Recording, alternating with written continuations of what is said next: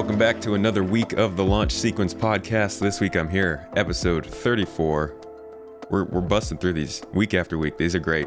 I've got with me today SaltEMike, and we'd like to say hello to you from the salt mine as we get into some good old Star Citizen chatter. My man. So we hang out last year. We were on a show together with Dig That, and then I came onto your show at the end of last year, and we had a great time. So far, all of our talks have been great, and I'm looking forward to this one as well. But like, how have you been doing leading up to this? Pretty good. Playing SC as much as possible. I mean, Jumptown has been, and tonight starts again, so pretty exciting. Yes. Has been amazing. It's like kind of reinvigorated my excitement for the game a bit, so that's been good. And then not having it has made me want to play other games that had like similar aspects, I guess, to it. So yeah, doing good though. Family in town, visited some family yesterday, and that's awesome. How were the holidays for you? Good. Yeah. Just I worked. What did I work? I worked Christmas Eve, but had off Christmas Day, so we spent some time with family Christmas Day. Okay, that was nice. That's good. Yeah, that's good. I always feel bad when people have to work on Christmas, man. I was like, we had an emergency. We had to go out and get some ingredient. I don't remember what it was, but like we were out on Christmas Day, and I was seeing stores open, and I'm just like, like I know I was actively being that person. I was going out to get something from the store, but I was completely fine when we got to a store and it was closed. It's like, you guys should be home anyways. So yeah, like that's good, dude. The casino I work at's pretty cool. Where Christmas Eve we closed at 8 instead of 5 a.m. or whatever we closed. That's nice. And then so night shift didn't have to come in Christmas Eve, and then Christmas Day we opened at 6 p.m. So day shift didn't have to come in for Christmas Day. So I worked during the day. So everybody got one day off to spend with their family. Yeah. And I think they do something similar on Thanksgiving. Well, that's nice. Where I don't work Thursday, so I didn't have to, but yeah. Because I bet like something like a casino is something people expect to be open during the holidays or just want to enjoy on their like vacations. So that's cool. Our holidays are not your holidays. Right. We make up our own. Yeah. Because they're not on the normal holiday days. Yeah. Well, I'm glad you got to spend some time, dude. Do you guys do anything like a Santa casino guy who runs around and like gives people money or something? No, not our place. I don't know about other places, but I don't know.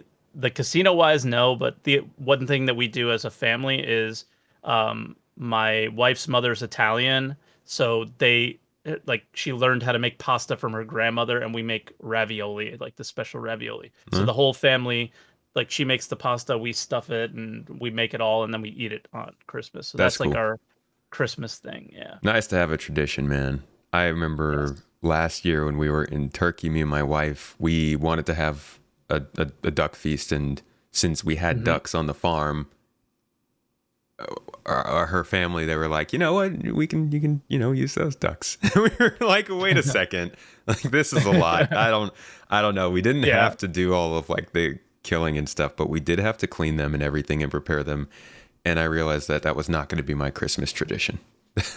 Yeah, I've always wanted a farm, or at least land and gardening, and you want to know where your food comes from. That is true. But when you actually see the process, it is quite difficult. Like I watch a YouTube channel of a guy who has his own homestead or whatever, and he does show the process of farming his chickens and everything, and it was like, I don't think I could do that as much as I would want to do that. And watching it from afar, I do kind of want what he has in a way. I don't know if I could do that aspect of it.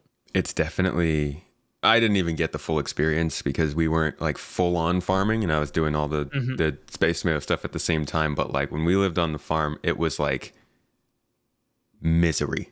I mean, it was cool, really, because things are happening and you're making things and you're growing things, and all this stuff is really cool in the long term. But like on the day-to-day life, like, holy crap, it's tough. And I mean, that might have been because I was trying to do other things at the same time, but like, true, everything goes wrong, right? Like we were just talking about technology going wrong.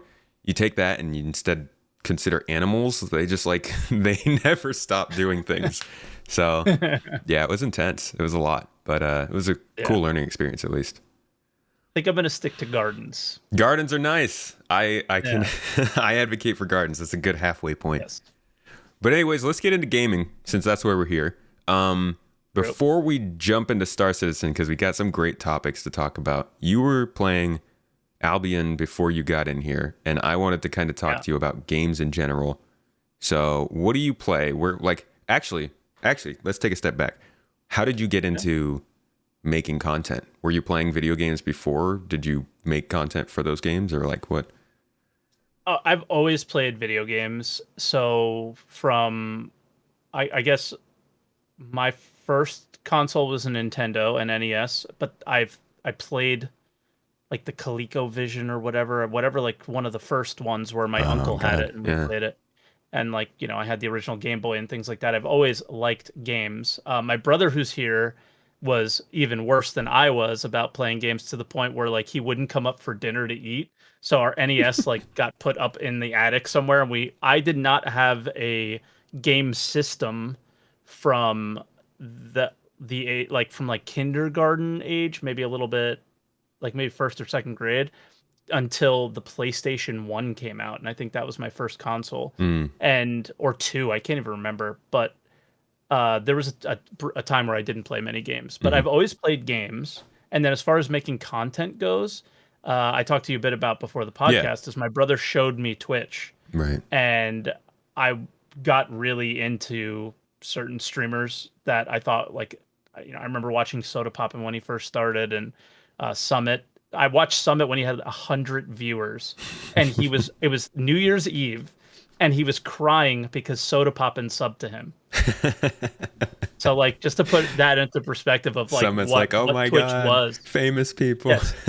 Yes, he was literally crying because Soda Poppin subbed to him on New Year's Eve. And yeah, I was just like, I want to do that. Hmm. And I got into it originally for the wrong reasons. I was like, holy crap, these guys are making so much money. And I was like, I don't like It's dealing like, poker that much. Maybe I could do this. yeah. I And mean, that was totally the wrong reasons, and I like gave up pretty quickly. And then I was like, wait, but this was really fun. So then I came back maybe like a month or so later and started doing it again and just like did it for fun. And that's kind of where we are now. you had the opposite journey Is of many people.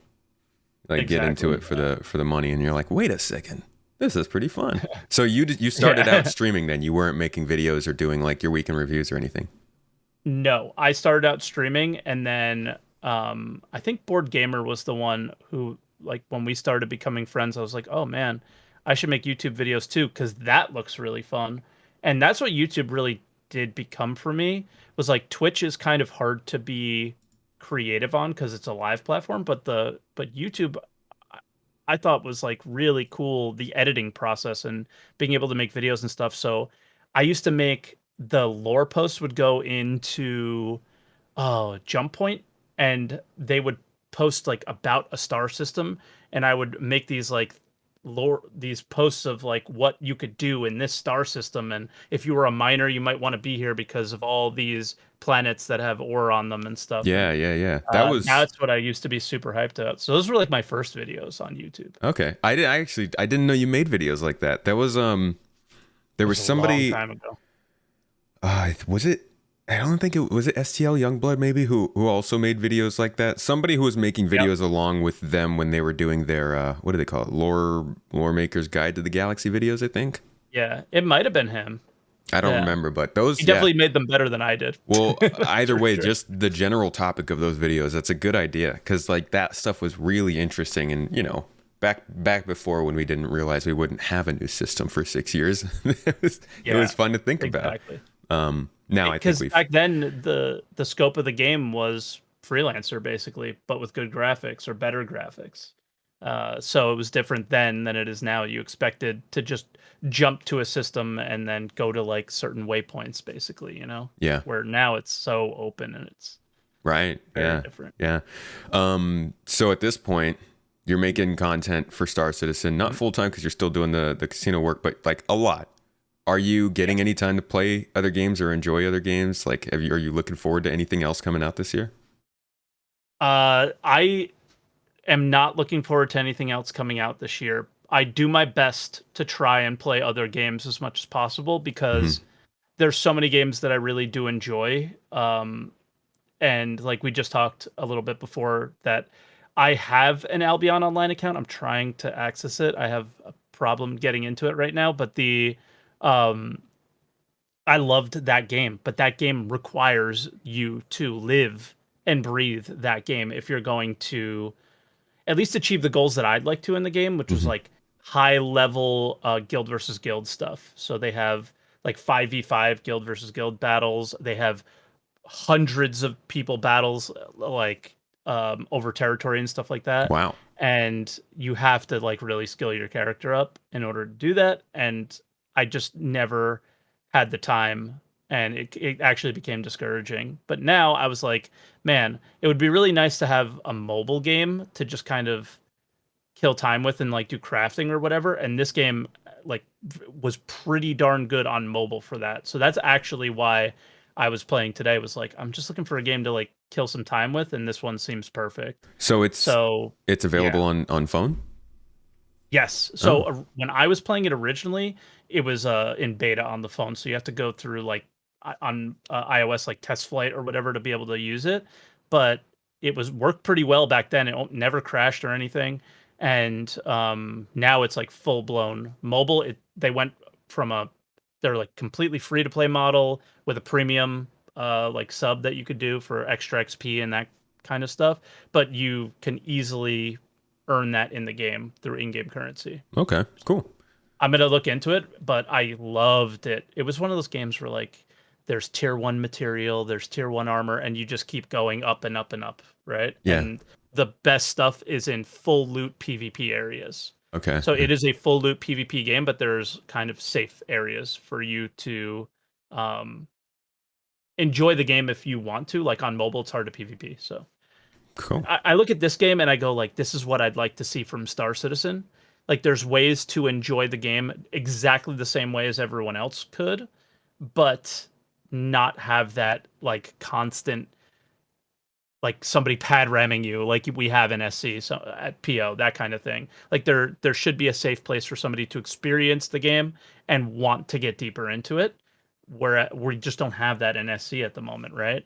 Um, it's there we're lucky that the game world is so big that most people can experience the game without too much interference from other players, but um, there has to be that jumping off point for people in order to get deeper into the game is and this is one of those games that I look to for the example of how to do it. That's fair. I was going to ask you kind of when because the way you were describing Albion sounds a lot like, what I've never played an MMO before Star Citizen. So it sounds a lot like Yeah. what I think of an MMO. And I was going to say, how does that Yes. compare to what you would like to see from Star Citizen? Yeah. And That's the big piece there I'm in is agreement with you on there being safe spaces, but I ultimately still want people to be like, I still want there to be danger. I don't want yeah. there to be danger that like, you're looking over your shoulder. Nice water bottle, by the way. I don't want there to be danger like you're looking over your shoulder. You get out of port at Terra and you're like, oh crap, is somebody gonna bomb me as I come out of the hangar? But like, if you go into Pyro maybe or Stanton and you're in the safe area, I would still like there to be some decent risk of just being there. Yes, like when I give that example, I mean like Earth or Terra, basically. Hmm. You just need a jumping off point for a person who either really wants to just chill out that day or just get a feel for the incredibly complex game that like some people don't even know how to Just take be, off, yeah, there's yeah. Just like yeah, no pressure to just like get there and exactly. sit there and look at the game and be like, okay, okay, cool. So I get this now. Yeah. Yeah, oh, this is pretty. Hmm. How do I find out more? That kind of thing. Yeah. That's it. That's all I'm looking for. After that, it can be kind of how they are selling the project to us where like even at the stations and at the landing zones and stuff, they want there to be that risk as well. Like you could choose to pull out a gun if you somehow were able to sneak one in is what they make it seem like, but we'll have to see how it ends up playing out. Yeah. The law systems in Star Citizen is very It's not very great right now. interesting so far. Uh, Yeah. it's That's actually one of the things that I've always wondered, like, how is this going to progress? Because it needs to make progress in leaps and bounds. But so far, everything they've done has been like tiptoes. Like, there has to be some point at which they straight up say, you can carry weapons into Lorville. The guards will stop you if they see one, right? There's not like a halfway point between what we're doing now and that. So I'm just like, when is the law system going to start to really cascade? There's only one time. It's the most frustrating thing about this project, man.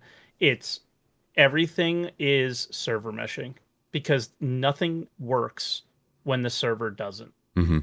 So like that example there is just you need to have NPCs that can logic that runs subsumption updates. So I just keep throwing my hands up until that stuff comes, and just whenever I try to, I don't know, communicate what I'd like to see from the game, it's always from the perspective of outside of this a server meshed environment, how can we make the game a little bit more fun? And that's why Jumptown is so good. Is like it's just a mission marker, go here. That's basically all it is. Mm-hmm. And it requires no NPCs, no logic, nothing. The law system has its problems there, but not as much as anywhere else, because you're not waiting for an NPC to spawn. You're really it's just go here, and then the people take control of the game, and the game happens with us, and that's it. And then we get to have this game in the beautiful place that Star Citizen's made. So it just feels awesome. So, and that's why I think that's such a big win. We're recording this before the last session of Jumptown, but by the time everybody hears this, except for supporters listening live, we will have it will be over. We will have played the last 48-hour segment, which I'm honestly expecting. My org's going in; they're going in hard. I'm expecting that everybody's gonna, do this is like the last part of Jumptown 2, like everybody go and make that money, get that stuff. So it's gonna be intense. Not considering that though, what is your professional opinion on Jumptown? Was it successful? Was it good? Do you feel like it did what it needed to for the game? Yeah, like look at what I loved about it was before we played it, we had certain expectations on how they explained it to us, and I was like, this doesn't honor Jumptown, right? Is what I originally thought. And in some ways it still doesn't. The risk isn't there. It doesn't honor the risk that Jumptown provided necessarily, because you bought all of those commodities, right? So it's a big buy-in, and if somebody blew you up, that hurt. Also, you lost your components on your ships back then as well. So there was a lot of risk then. But now, I think it still honored it in some ways of you got there and you never knew what would happen. And now there's so many more tools like transferring money to other people, or just simple things like a tractor beam and all these things that make it more interesting than it ever was before. And I think it honors it in that way, that you never knew what was going to happen thing. And then the only other problem is that I think I wish it just stayed on and was never like a scheduled thing. Yeah. The timing. I think Australians really got screwed on this one, and I pretty much play on a somewhat Australian time zone time. So I got hurt pretty bad as far as being able to play it. And yeah, that's the one thing that I think failed majorly. Was, they wanted this to be, and they didn't sell it to us. They didn't make any promises, but they wanted this to be started by us, not by them. And this one, unfortunately, still had to be started by them. And I would just say, from a backer standpoint, I'd love to know what happened with that, how far away they are from that, maybe have a little communication on that aspect. But other than that, I would say it was a success. I would say it didn't entirely honor Jumptown, but it certainly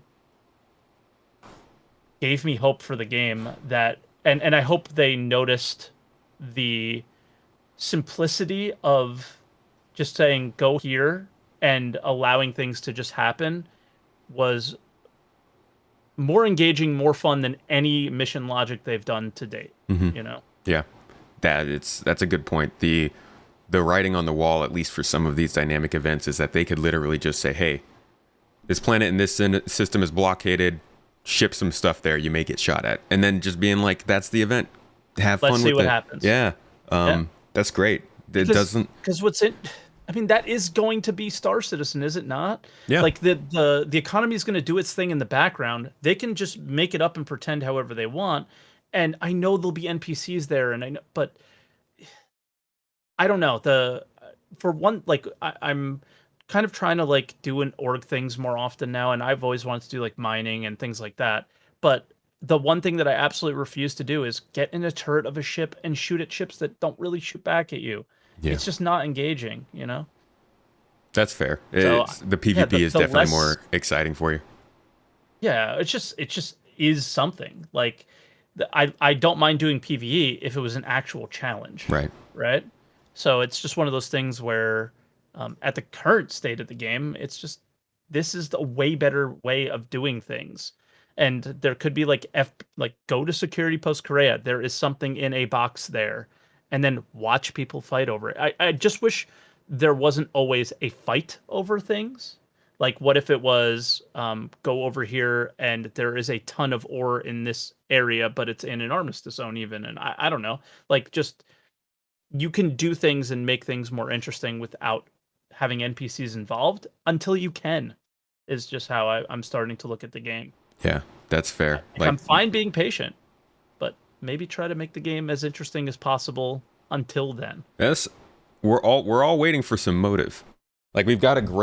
we've got a great sandbox, but we just don't really have much motive to get going or even use the features. Like you said, this new dynamic event, this was a mission that pushed us to use things like tractor beams and transferring money and maybe some other stuff, like maybe somebody used the docking Logistics, in the combat. constellation. Like, but all of Yeah. these features that people don't use start to come together once they actually build in these like motivating missions for us to do. And that's a good point, man. It's the first time ground vehicles ever had a purpose. Yeah. People started taking the tanks out and the ballista, right? Like those are actually super useful at these locations, and it was the most simple thing that made it happen. And I think that they try to overly complicate things in general, and then definitely overcomplicate things for what a server can handle right now. So So, I think it's a big sign of simple might be better for right now, guys. oh yeah, for right And I now, think that's definitely. okay. Yeah. So what did you think about the the combat? I've only played it once, so I haven't gotten Mhm. as much time with Jumptown as I've wanted to. But in terms of combat, really for me, it seemed like it was mainly ships fighting ships and then ships shooting people on the ground. I never really saw much of people fighting people on the ground. Terrible. In that way, that's where um, I think the event fails. Is they spent from a development side completely fails because they spent all this time making it an FPS level. They put all these things there. Oh, there's these guns, and those are anti-personnel guns. Those aren't anti-ship guns. They spent all this time doing these things for what an FPS experience would be, and you don't get to have one because somebody would rather just put like you know guns on their ship and shoot down at you because it's way easier. And that I think is the disappointing part. But I also think the ship combat is more polished than the ground combat.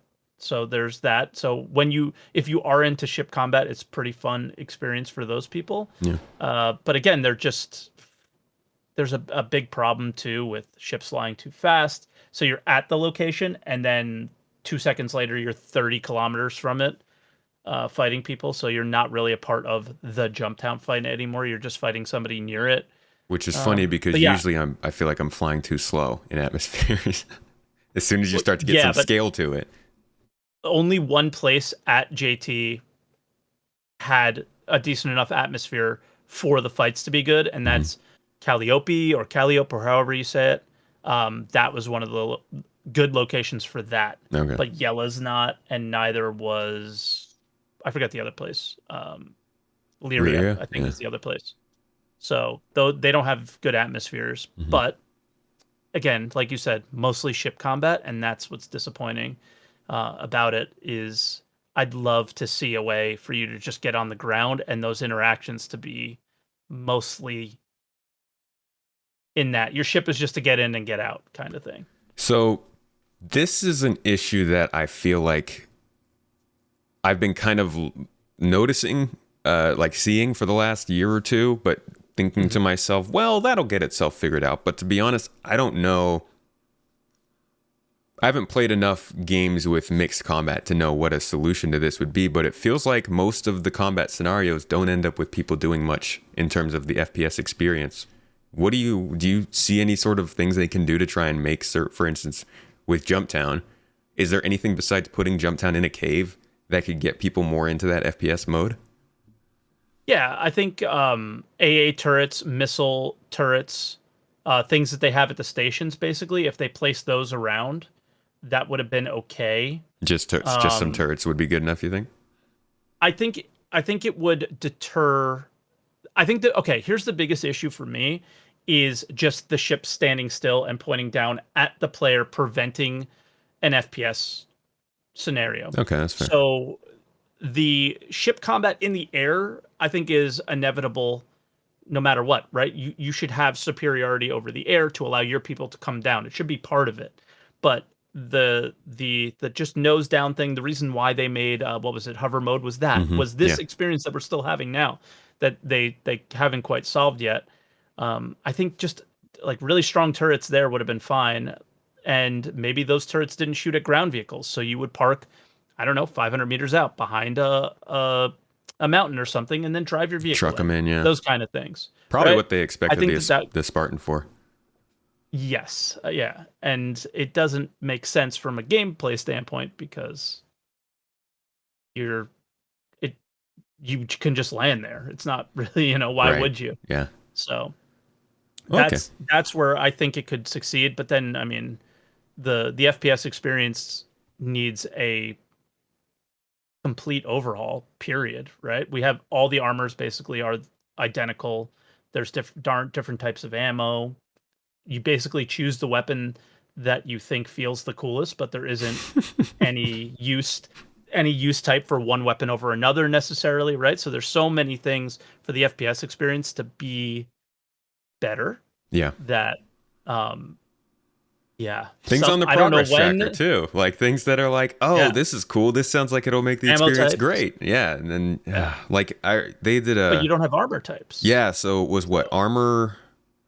They did a good presentation on armor. I think it was CitizenCon 2020, and they talked about like the material, right? Yeah, the materials, how they would have powered armors, how they'd have armors with like better resistance against like electricity and stuff like that.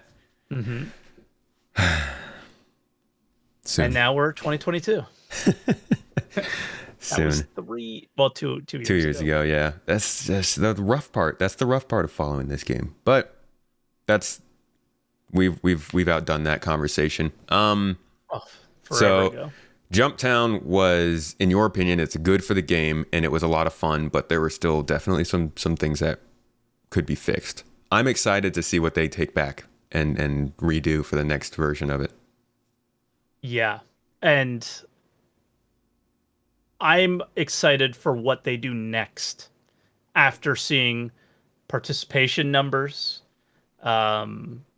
Like the most whiny players in the community that I think, not whiny. Let me take all this back. Because I don't think that they're whiny. I think that they're right and they're just speaking their mind, is like the PvP players. Mm-hmm. And they have very little to complain about with this. They're praising the experience. They're super happy about it. And I think a lot of players that aren't involved in PvP are kind of tired of hearing what they have to say. That's what I mean.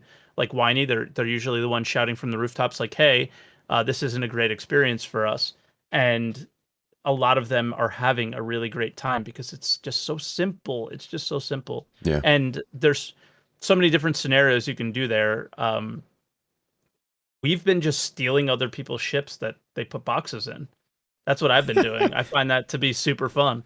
Is you like befriend people and then you just leave with their ship. And they're like, what happened? Wow. Yeah. Okay, I'm changing up our strategy. We're going to start to keep some security on board. It's sneaky, yeah. But like, and then that you could see the progression of people starting to smarten up when we would turn the comm array off.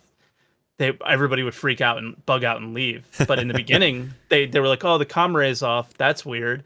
And then we would just shoot everybody and then take all their ships. You know, See, so that's it gonna was be, oh man, yeah, that's great because like when they finally start to nail these dynamic events and they're running, say, the same thing maybe twice a year, every year, and you always know that people can come back and like, you know what's going on. People have developed strategies, and that's yep. really cool. That's awesome. Yeah, And people starts really smartening up at the end of the last like that last week, and now I wonder what's going to start happening. people This are little gonna last question here. CIG definitely is seeing this. They have to understand how big a success these events have been, and I mean I guess it's a given, but Yeah, they must be right now in their planning phase trying to figure out like what can we do this year to continue this kind of stuff. So whatever we get this year event wise is going to be pretty cool, I think. yeah. I like. I don't know how you feel, but I think we both know that this game's going to take a while. So I just always am like, how can you make this experience enjoyable while I wait? Yeah. I'm waiting. I'm here. I'm patient. I'm waiting. But you got to make it a little bit more enjoyable while I wait. And Jumptown was that first. The original Jumptown was that first time, and this is that next time where it was like this was really enjoyable while I waited. Like we all had bugs, we all ran into problems while we were doing it, but it didn't matter because it was good enough. And not much has been good enough until these kind of things for me personally. I think a lot of people get great experiences out of the game, make great friends, all those things, but from my MMO experiences and what I enjoy, this was the first thing that was like, yeah, that was cool. That's good. Highlight of the year for you? Yeah, absolutely, 100%. Cool. Have you done any of the Ninetales, the updated Ninetales stuff? No, because of my schedule. Okay. Unfortunately, they didn't do it on a schedule that worked for me at all, and I was pretty disappointed about that. But from what I heard, it wasn't a great event because of the need for NPCs and that kind of thing. Right. Yeah, that's right. That one requires the NPC scanning ships and stuff because They didn't always spawn. Right. That, yeah. Okay. I was wondering if maybe they did some good improvements to that because it seemed like Xenothreat made some decent progression. Jumptown, I'm assuming, will make decent progression, but it sounds like Ninetales. Ninetales, I think they did some better. Like if you took the cargo mission and ran cargo there, you had a marker on you, so the pirate side could attack you. But if you look at it, it's like, man, you probably need that cargo refactor for that to be a really good thing in the future. So I think it's like good steps, but the game still needs to meet up with those steps, and then it might not be too bad. Those big ticket items. Most people complained about Ninetales. Not a lot of people complained about Jumptowns. Yeah, yeah. Well, Jumptown I think was a success for CIG. Yeah, it had its problems, but it went really well. I'm glad to hear that. Yeah.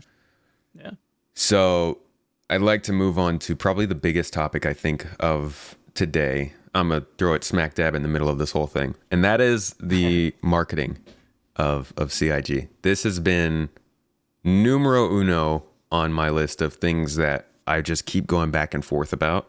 I love what they've done with their videos. I think the trailers get me sometimes. I'm like, okay, settle down. But like recent trailers have been a lot better. Yeah. So ever since IAE of 2020, I feel like if Invictus week of that year, they were kind of testing things out. But IAE of 2020, really, like they really went off when it came to like building in good story-based videos. And then they released the reunion, which was great. And then they did some new stuff for Invictus week of last year, which was good. And then they just absolutely nailed it with IAE. And the ship trailers have been good. But definitely some missteps here and there with the way that they've presented some of the ships, and the ship sale pages, in my opinion, have gotten a little bit too upfront and in your face. And then, some of the stuff they do on the website. Overall, marketing has clearly shifted.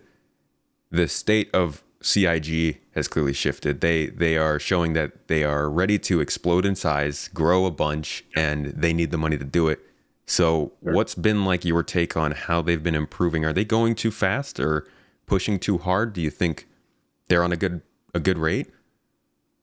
Well, I think they're the more money they make, the better. I think that that's obvious. They're a company that's trying to grow. Mhm. I don't like when people say they're a company that their goal is to make money and pay their shareholders or whatever. That's not entirely what they are. They're also supposed to develop a video game. So there's there's other aspects to it than just being a company that just amasses as much money as possible. Mhm. But obviously they had another really good year, and whatever they're doing is working. I think you tweeted out one of the reasons why it's working is more people are playing. Like there's just more backers, Yeah. there's more people that are interested in the game. That's obviously why they're making more money, and that's totally true. It's not the same backers from 2013 that are continuing to buy Idris's or whatever. It's just more people. But the thing that gets me is the events that you brought up. So the whole like mantra of Star Citizen is like it'll be ready when it's ready. We'll put things out when it's ready, and then we go back to the whole quarterly release thing, and that hasn't really worked out too well. We've had a lot of late patches and rushed things, but one thing that is never late is IAE and Invictus. And what has happened recently because of those things is, do you remember 315? 315 came in and it was actually pretty good. There weren't as many issues as we had in 315.1. 315.1 was Invictus or IAE. IAE, I think. I Yeah. can't remember which Yeah. one it I. was. And that was rushed because that has to be done on a certain date. That had to be there. And there wasn't the time to fix the issues that it provided, and we had to live with those forever. And we're still living with those because 316 got delayed, and now we're still in the same build as Yeah. that Invictus build or the IAE build. Sorry. 315.1.1, right? Yes, and that is where I think marketing drives me mad the most, and where I think that it fails the game is those two specific events. Like I really wonder, like, do we need quarterly releases? Do we need to have things be at these dates, or should we do what most other game companies do and go, all right, we have these goals that we want to achieve with this patch. Let's try to achieve them. We can cut certain things, but we're not really going to tell people what we're doing. And they just come out and say, this is the whatever patch, and this is what's going to be in it. And then you get your little beta or your testing environment. You go in there, you test it, they clean up those last few bugs, and then they deliver it to a live environment. And this game is one that doesn't do it like that at all. And I think it suffers because of these specific funding goals on these specific times is where I've seen the most issues with the game, because those are the only times that they have to rush. I That see. and CitizenCon, obviously. But yeah. So do you think because they're not holding themselves to a deadline on a regular basis, that's just hurting their release style? Like they're starting to, because the events you're I saying don't know. release on time. The other ones, they are kind of lackadaisical about it. They release on time, but they release with the most issues Right. because it doesn't matter if it's ready or not. It has to come because marketing decides that that's the most important thing. And that's the one issue that I have. It's like it seems like marketing has more power over the game than the original kind of, we're not going to have a publisher. Like marketing is your publisher now, it sounds like. We have to have this build out on this day because we got funding drive. See, And what's wrong with it being a week later? The only issue is it's like the in-lore dates. Like just push it back a week. I Who feel cares? like the raft really got me with that. You were In that, pissed. yeah, Yeah. because like it's the same thing. They didn't have to put it out, but it felt like because they needed a ship that needed to be released at that time, they were like, well, I mean, the cargo refactor got delayed too, but we Yep. don't we can't put out the cargo factor. We can put out this ship. We'll just wait until the rest of the fun. And it's not that big a deal, but like you got to put your foot down at some point. And I feel Well, like yeah, all these things stack up. yeah. And eventually, that was the straw that broke your back. My back broke a long time ago. But I've had multiple back surgeries at this point with these guys. But the the whole thing with me is it seems like marketing dictates the direction of the project in a way at times, and it seems like marketing dictates the state of the game more than I'd like it to be. There's no reason why um the only reason why the game is as broken as it is now was because of that 3.15.1 patch, because 3.15 did not have the issues that we have here, and there just wasn't the appropriate cleanup that could have been done before it was released. Yeah. Yeah, it's the whole thing about marketing. I mean, my approach is that money. Yeah, and they do have to make money. And like you said, I think that was actually a really interesting phrase that you mentioned, was that marketing was almost like the publisher at that point, because it's got to be somebody's job in the company to say, these are the moves we need to make at these times to make enough money to keep doing this. So I get that, and I will always, I always, whenever I'm talking about this kind of stuff, I'm always considering that. None of us actually know what's going on in the company. So there could be very, very real and important reasons that they're doing this, but I feel like they need to help us understand that better, because from our perspective, like you said, it looks like marketing is deciding, hey, we have to make this much money this year. Here's what we need to do. Devs, you guys figure it out.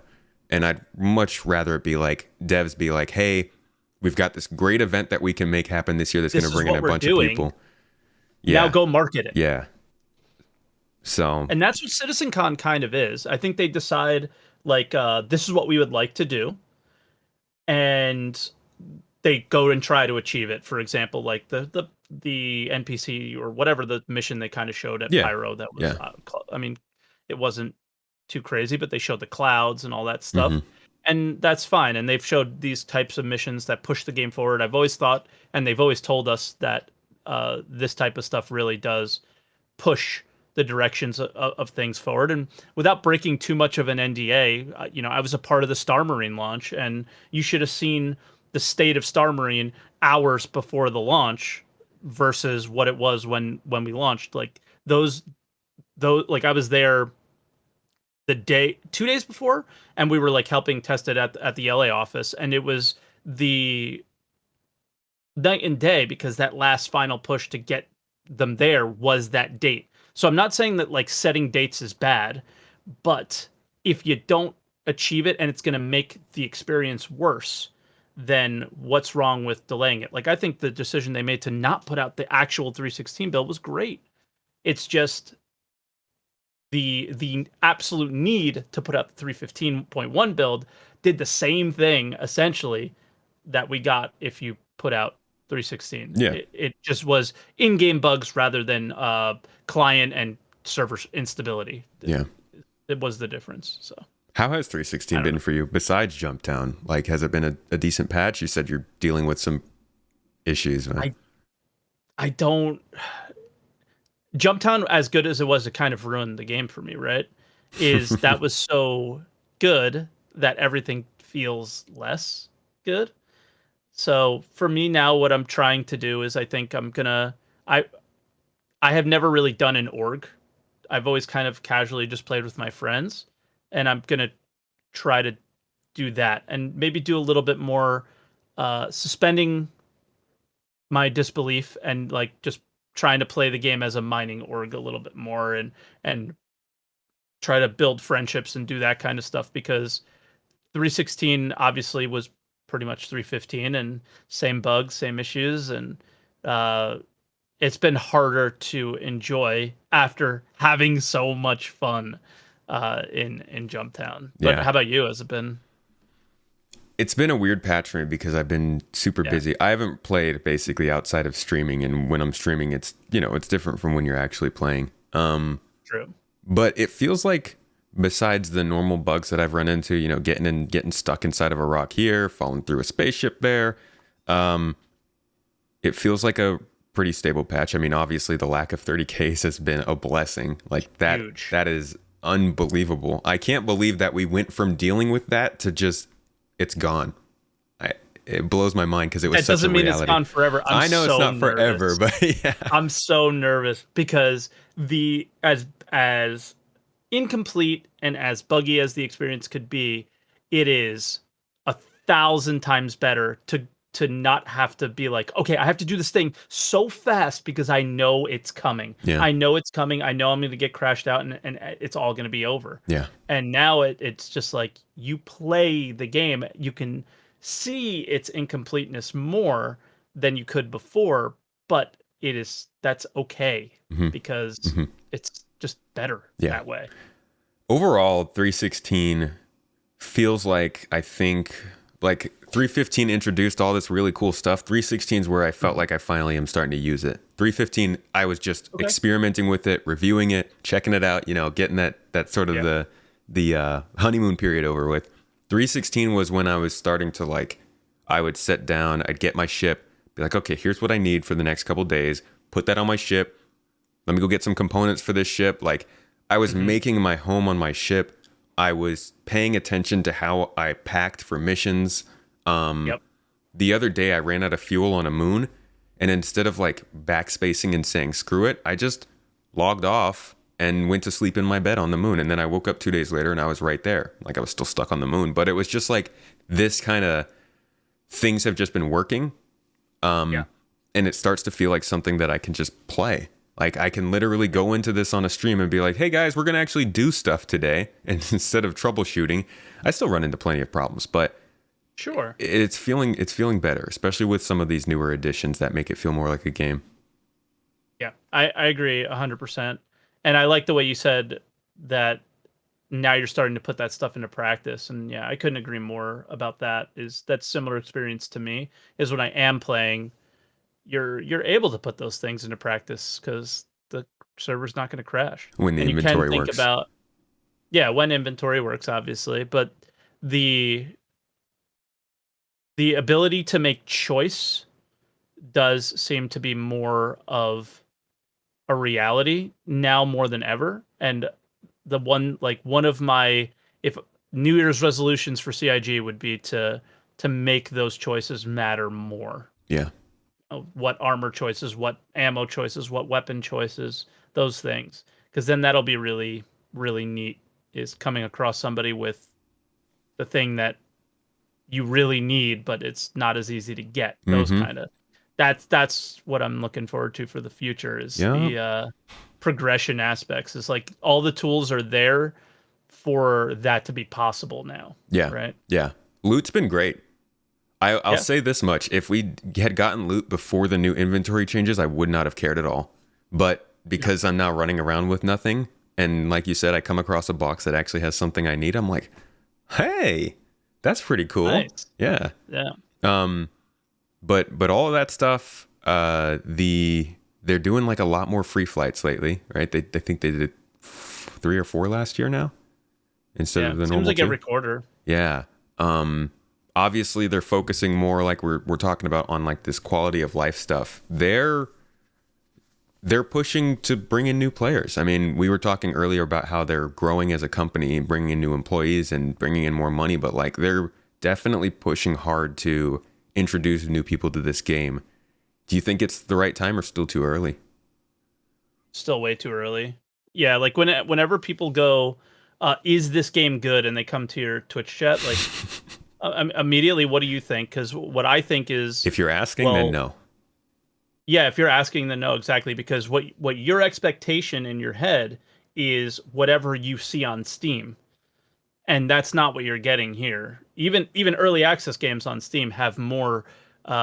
Like when you log in, there's a starting point, there's an ending point, there's things to do that lead you up through that. Yeah. This game has none of that stuff yet, like very little of it at least. Yeah. And uh, it's just not the game for your average person yet, and that's why it's like, guys, you have one system that looks really good, and you can make that one system really fun.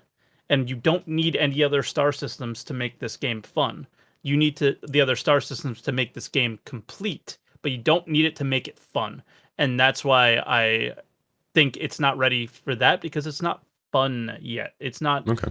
um not fun necessarily for your average gamer who plays a single player game, or anybody who's played an MMO before would look at this and just be like, what is this garbage? Yeah, Because no, I mean, that's essentially what it would be to your average MMO player, and that's why, unfortunately, the game has a bad, um, I don't know, aura about it in the gaming community. yeah, yeah. It doesn't help it at all. I mean, you can't even people. Even the installation process is like something that you probably have to look up because a hard disk drive is just not an option. No. Yeah, that's a whole nother thing, right? Is the accessibility to it. It's not CS:GO. Like, Yeah, it's not Fortnite. You can't play it on a phone. So there's that. But I think it's more the general, once you can get in, is it good enough for your average player? hmm No. No, unfortunately it's not. But I think they have the tools now to do their best with what they have to make it be that game that you can market to just general gamers who are looking for a game. You yeah, have your ships, you have an inventory, you have looting, you have NPCs, you have the ability to bring reputation in. We're going to see selling pretty soon, right? Like all the basic tools are coming and they're coming fairly shortly. Cargo, you're going to be able to move and remove from other people's ships. What's going to happen with components and things like that when the cargo refactor comes in. There's all those things that are like just right there where you can be like, yeah, this is kind of like other video games I've yeah. played before, and I think you can start marketing it to your friends or whomever at that point. So that's kind of combines the old conversation or the older talk we were having in that it's always, Yeah. I think that was before the podcast we were talking about always 1 to 2 years away, right? So Yes. does Yeah. does CIG believe it's ready for new players yet? Or are they marketing this to new players so that they can be like, well, hold on. You just got here, but look at all the features we're going to have in the next year. Like we'll have something ready for you. And do you think they can follow up with that this year? That's So they're setting up a lot of that's such a people to loaded expect question. a game in the next couple of years. It is a loaded question. It's a big one. Yeah, and I think it's like, do you think CIG is malicious or not? Like that's what the like essentially what the question feels like to me in the because some people really do believe that. I don't. I think they're I think they're being driven by marketing more than they're being driven by logic. I think they're being driven by the need to finish Squadron 42, Star Citizen, Arena Commander, Star Marine, and every other Theaters of all War. these other projects, Yeah. Theaters of War, right? There's like 50 different projects that are going all at once, and they need money in order to do these things. hmm So I think the drive is to not fail instead of the drive to succeed, if that makes sense. Um, it's the drive to keep the project going is what it always just Yeah. feels like. That's Um, that's kind of what I'm getting I, at. I'm wondering yeah. if they're making that sort of a big push too early because they just want to make sure that the people are here rather than missing the opportunity, and possibly seeing. It's the same push. It's the same push since 2013. Nothing's changed. The marketing it's gotten fancier, but it's the exact same marketing. The best damn space sim ever. That's what it was back then. Now it's I don't know if there's like any quotes behind it, but we're hearing universe sim and things. Like the things that are being marketed to people are always a little bit of a ways out. Don't worry when we get this server meshing thing, that it's always been the wait for the next thing. Like I remember I posted a tweet that got like absolutely people raging and people laughing and things like that was like the guy on the donkey holding the carrot and the carrot said server meshing or something like Oh that, yeah. and But people lost their minds about it, but it's what what it feels like is happening. But like I said, I don't think that is what is like their intention is not to be like, all right, we got to get all these new people in here, get them hooked. They got their Aurora. Now they know, well, they can get a Cutlass. That's really what, and then keep well, going from there. yeah, I'm That is not what happens. But I don't think that's what they're actively going out there to do. not so much the hey, we want to get these new player to buy new things, but like I was Yeah. saying, more free flights.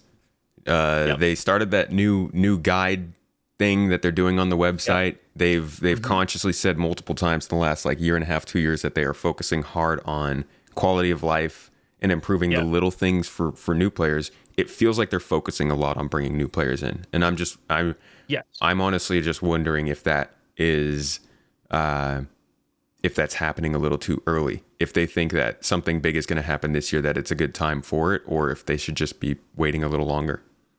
I think, of course, it's too early. There, as much as they said that they're focusing on quality of life, like, is the quality of life good enough for you? Not good enough. No, it's definitely better than it was a year ago, though. I noticed that.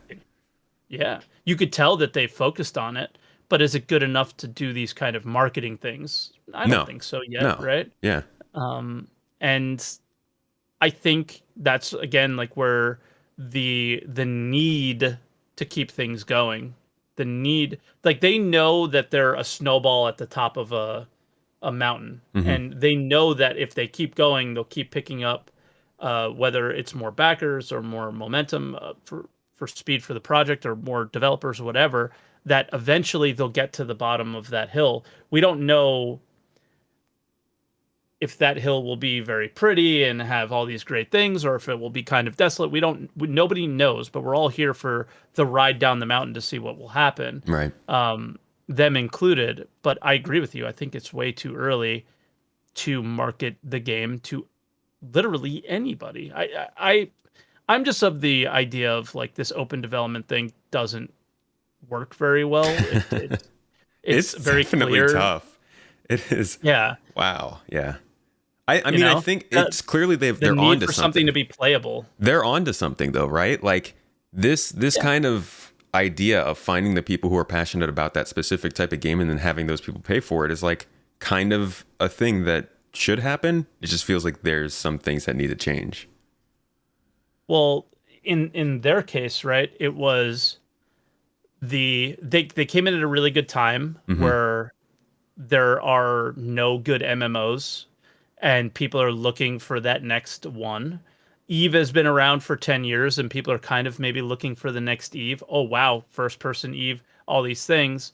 And they're onto something in that aspect. But from a development standpoint, it almost seems like they're proving themselves wrong for me. It's like there's so many issues with the game being open and needing to be played, in the idea of, okay, we have to, while in an alpha state, have this live service at the same time. It's really difficult for them and really difficult for anybody. Nobody could do this. Nobody tries it because it's not necessarily the right way of doing things. Yeah. And it shows that it's not perfect, but it certainly worked in their case, right? And other games crowdfund now and do fairly well with it, but that's fair. I mean, they're showing their flaws as well. They're showing flaws in the system, and who knows?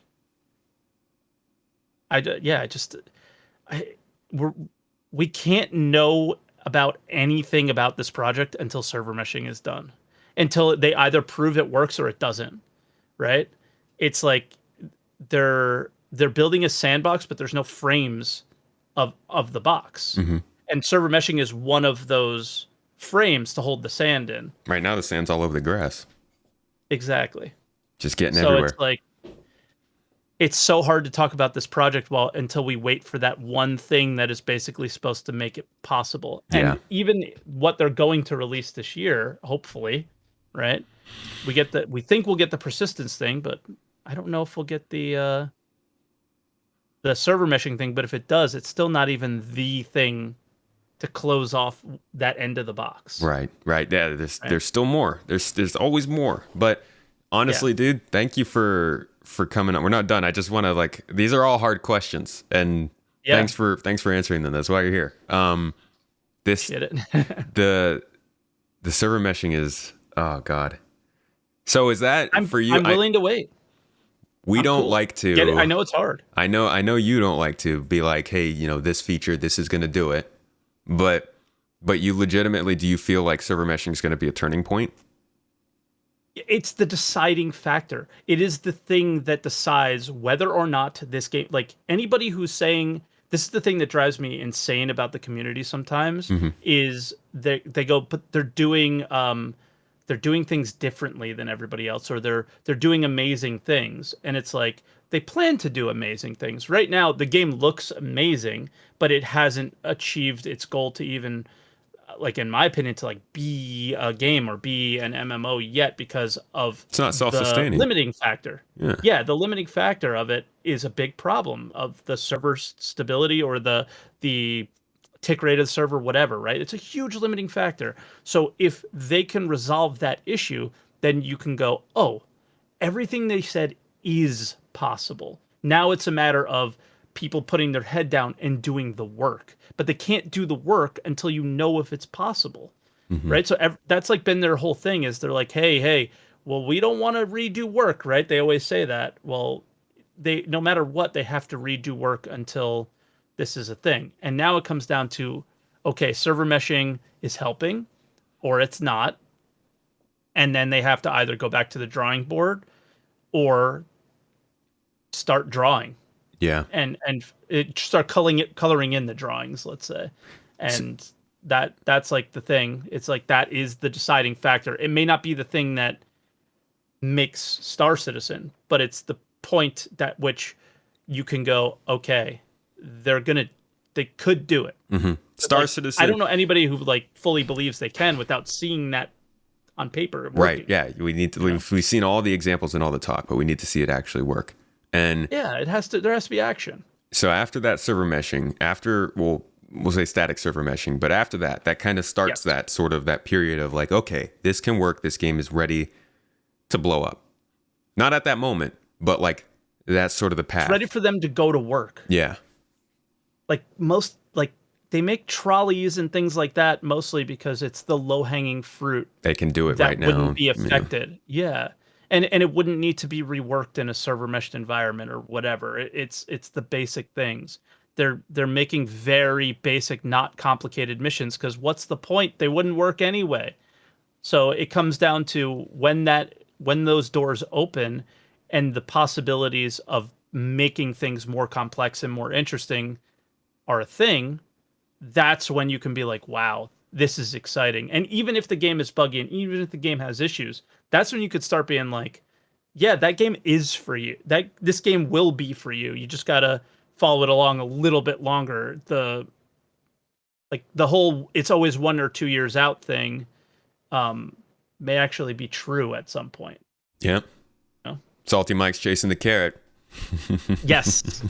But I know that's only one carrot, and if it works, it works. If it doesn't, it doesn't. Oh boy. Is basically Yeah.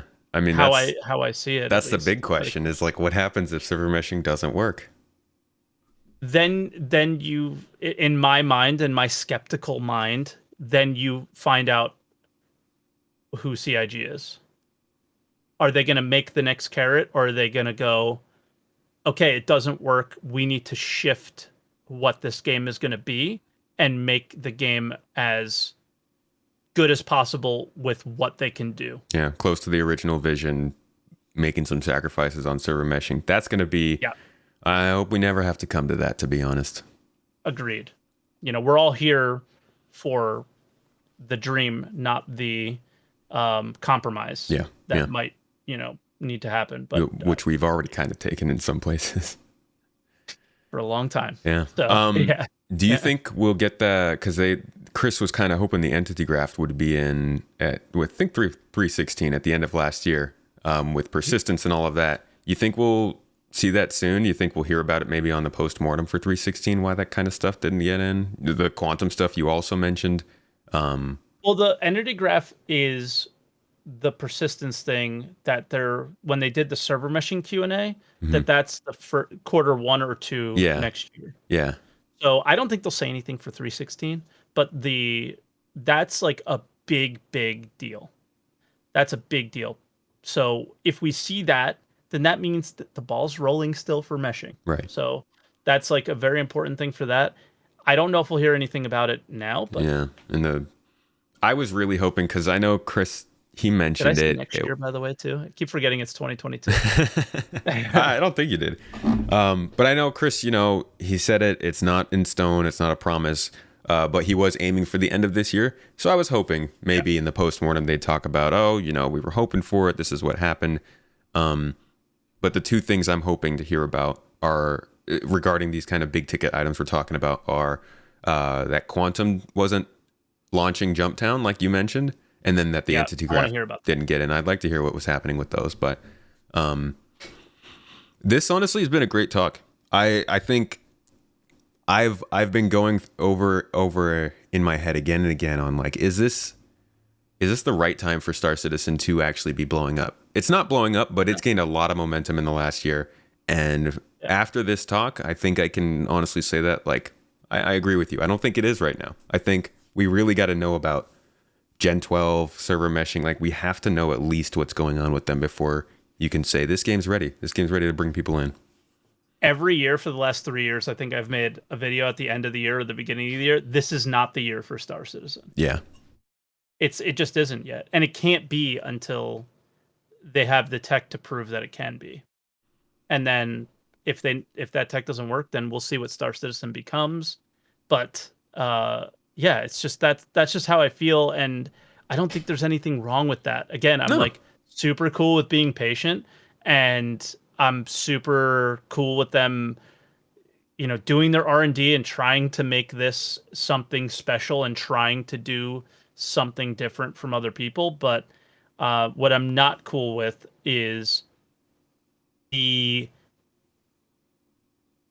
ability for them to accept what's on the live servers as like okay. Okay to be a I was game, like, yeah. let's do our best to make that a decent experience for people, and that while they have done a lot more to make it better, I think as long as they keep doing what they've been doing, I'll probably be pretty happy. The whole 30K protection for your ships, the deciding to not put out a completely unstable patch during the holidays, the idea of, while not doing it correctly, nerfing the Ion because it was too overpowered for an event like Jumptown and Ninetales. A lot of people are upset about that, but Mm-hmm. in reality, literally everybody was flying only one ship. It was problematic, Yeah. So sorry if my upload is weird. I see it. No. My That's camera's actually on funky. my side. I can fix that right now. There we go. Oh, cool. Yeah, I'll say this much. It doesn't have to be the year for Star Citizen. It can still be a good year. Last year Absolutely. was still a good year. Like you said, it wasn't the year, but like the Jumptown, Yeah. the 30K protections, honestly the freaking inventory and medical systems. Like there was good stuff last year. And I know Oh yeah. And I'm snorting the copium through my nose, but like no, it's just the truth. It was them like actually going like, "Hey, we kind of have something here. Let's build off of this. Let's make sure that the people who are enjoying the game enjoy it more, or let's make sure the people who weren't as much have the ability to." And that really seems like a direction that they hopefully want to continue with yeah. in the next year, is if what they did in the last 3 to 6 months is the things that they do throughout the next year and years. I'm Even though it may make the game take longer, it doesn't matter. As long as what you have there is playable and enjoyable, then I'm cool. And that's what I would like to see. And I know it's an alpha, you have to throw um, features in. They have to finish features, and Hmm. features cause instability. Well, we have a PTU, man. Like, we Use have a it. PTU. Put it on Yeah. the PTU until you clean it up. Yeah. Clean it up and then give it to me like every other game does. Hmm. Like, it's just that easy. I don't understand that aspect. That's like the one major change I'd like to see. Building this to be a Is game that's playable for people while they're making it. Yeah, and if that means 2 patches a year, then that means 2 patches a year. If that means 3 patches a year, that means 3 patches a year. If that means putting out a patch and seeing a flaw that you missed, for example, the Ion, or for there's a major issue right now with it's widely known now, so I don't mind sharing it. Is the C788s, the guns that they basically go through shields, cause an explosion, and destroy components to the point where you shoot at one ship twice and they're completely disabled, can't do anything, and you win a fight. It's a complete disaster. During this patch, I understand because they went on vacation, but in previous patches, there would be major bugs and major problems that it's like, yeah, well, we have to wait for the 0.1 patch. Like, we've already put it in the build. Like, they've already fixed it, but they won't release the patch until the 0.1 because of whatever cycle that they do. Like, just fix. Like, I know it's going to cost you money to put out that patch and have everybody download it. That's why they're not doing it. But you have to care about the player's experience in that case too. Well, did they fix it with 16.11? Do you know? Or 16.1? 15.11? 16.1, the one that in PTU right now. I haven't played it yet. Oh, okay. So that, just having family in town, I have not downloaded the PTU yet. Okay. Yet. So that I don't know, but that should show a lot of fixes that were issues in 3.15. They should be in that patch. Yeah. Because they probably didn't make it in. I haven't looked at the notes, but we'll have to check. Regardless, this honestly has been, this has been a great freaking talk. This is a good episode. Talking about the reality of Star Citizen development and like the near future of it is just something I don't get to do very often. So thank you for that. I know I'm a glass half empty kind of person. I mean, people know you. It's in your name. People the wrong way, right? People know you as the salty guy. But every single time we've talked, we've had super balanced and good conversations. Honestly, I think people should realize that. Like, yeah, you can be negative about something, but if it's something you care about, then you have plenty of positivity. Yeah. So thanks for coming on the show, dude. Episode 34, great freaking time. I'd love for you to let the people know where they can find you, though. Basically SaltEMike everywhere. I don't have. I think I have an Instagram parked, but I don't use it. Still twerk? Just Twitter on Instagram, or is that changed? No, I have SaltEMike there. I don't know. Don't look that up on Instagram. I don't know what you're gonna find. All right. But yeah, just Twitch, YouTube, and Twitter basically, and I guess we'll see. I'm trying to build like a mining org.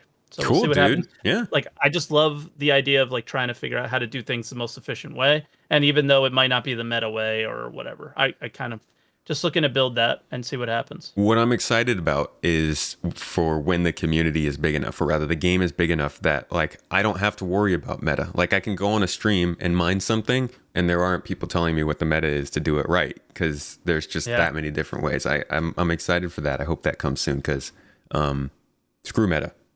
Makes games boring. I'm dying for the time where I have to go mining because somebody else needs it. That's cool too, yeah. It's like not a job. Just like I go mining to make money. It's like I'm going mining because this other org doesn't want to do mining. They want to do combat, and they really need missiles or they something. Just found the deposit, but they need you to go get it or something. Yeah, that'd be good stuff. Well, anyways, dude, thank you so much for being on. Everybody who was here, thank you. If you're watching on YouTube, much appreciated. Make sure to subscribe. Maybe leave a comment down below for what you thought. If you're on any of our many audio platforms, Apple, Spotify, all those places, please leave a review or a rating, or just, let us know you like it. And for all of our supporters who are here listening live, thank you so much for helping to support this on Patreon and just for being lovely people. But besides that, this has been episode 34 of the Launch Sequence podcast, the special Salt Mine episode, and a lovely January to everybody. And thank you so much once again, Salty, for being here. Thanks again.